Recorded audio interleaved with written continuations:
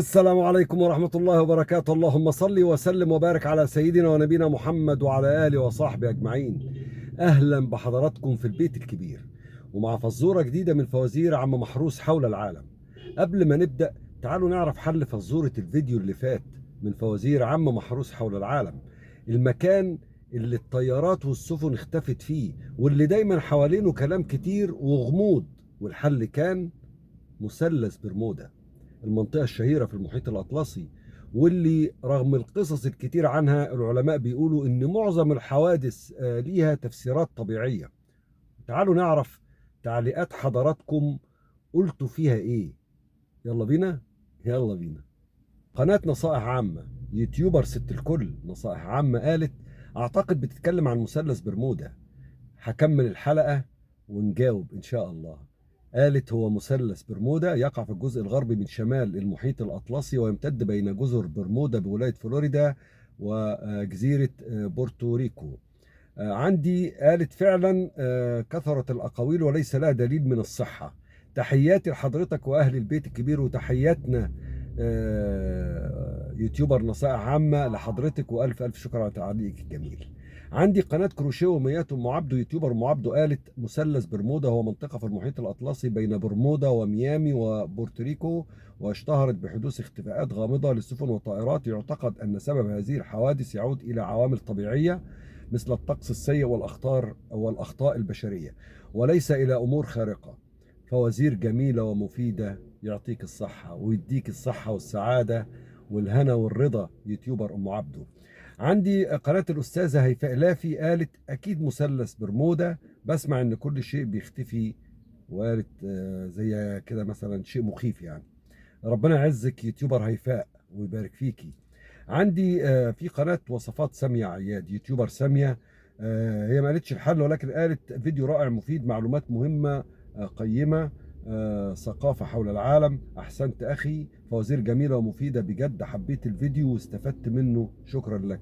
الشكر لتعليق حضرتك الجميل، وكنت أتمنى أنك تشاركينا بمعلومة، كلنا بنتعلم من بعض. أنا بقول معلومة حضراتكم بتردوا عليا بمعلومة، اللي بيسمع ممكن يتعلم معلومة يعني. واحنا هدفنا كله ان حتى لو شخص واحد يعرف معلومة ما كانتش موجودة عنده. عندي قناة سهام من قلب الجزائر، يوتيوبر سهام برنسيسة الجزائر، قالت الإجابة عرفتها قبل ما أدخل الفيديو، شطورة. شفت السؤال على الفيديو، الإجابة مثلث برمودا، المعلومة أعرفها من زمان. أحسنت النشر بالتوفيق، أطيب خلق الله وبرنس بيت العيلة الكبير، منور الدنيا كلها. تحياتي الخالصة لك ولكل أهل البيت الكبير. تحياتي الشخصية ليكي برنسيسة الجزائر، وتحية عامة من أهل البيت الكبير. عندي قناة أكلات بيتي مع هويدا عمار، يوتيوبر هويدا، قالت طيب الحمد لله ان الحل اللي فات طلع صح. اكيد هويدا لازم الحل يطلع صح. قالت طبعا مثلث برمودا مثلث الشيطان. دي كانت تعليقاتكم، بشكر كل اللي اجتهد وجاوب، وبتمنى التعليقات تزيد في الإجابات، عشان ده الهدف من الفيديو، ان احنا كلنا نتعلم ونوصل المعلومة لأولادنا وشبابنا، مش هيأس.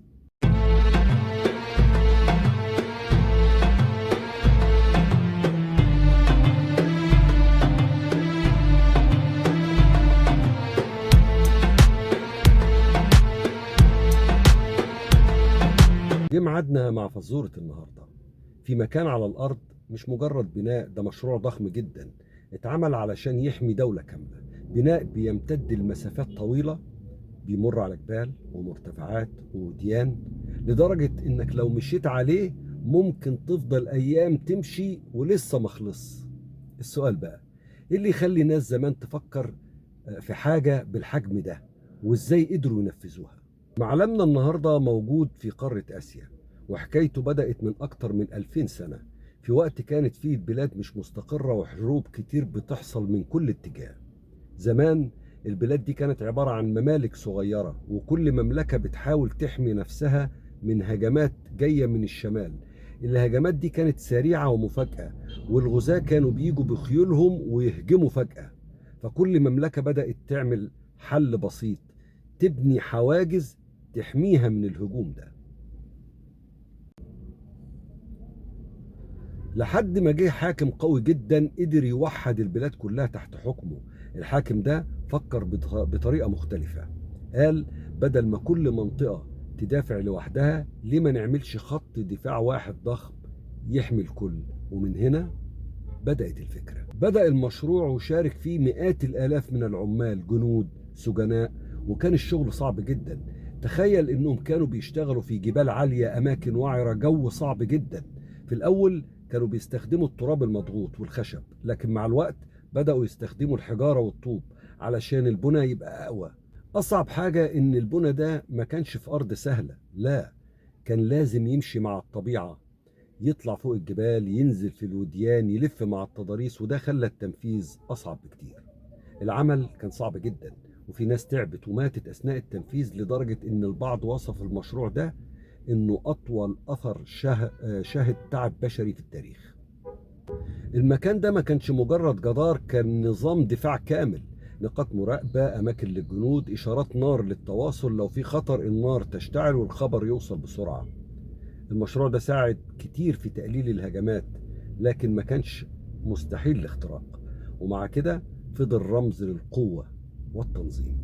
دلوقتي المكان ده النهاردة من أعظم إنجازات البشر ومن أشهر المعالم في العالم، وبيزوروا ملايين كل سنة. المكان ده مش خط مستقيم، ده ماشي حسب الطبيعة، وده اللي خلاه مميز وصعب التنفيذ. سؤالنا بقى سؤال فزورة النهاردة: ما اسم هذا البناء الدفاعي الضخم؟ اكتب إجابتك في التعليقات، والحل نعرفه بكرة مع فوازير عم محروس حول العالم. واللي حصل ده مش مجرد بناء، ده دليل على إن الإنسان يقدر يعمل حاجة مستحيلة لو كان عنده هدف. فكر كويس، الإجابة سهلة. ونشوفك بكرة في فزورة جديدة من فوازير عم محروس حول العالم. وأتمنى التعليقات تزيد، الإجابات تزيد. ابحثوا ودوروا، مش هتخسروا حاجة، واللي ما يعرفش هيعرف. سلام.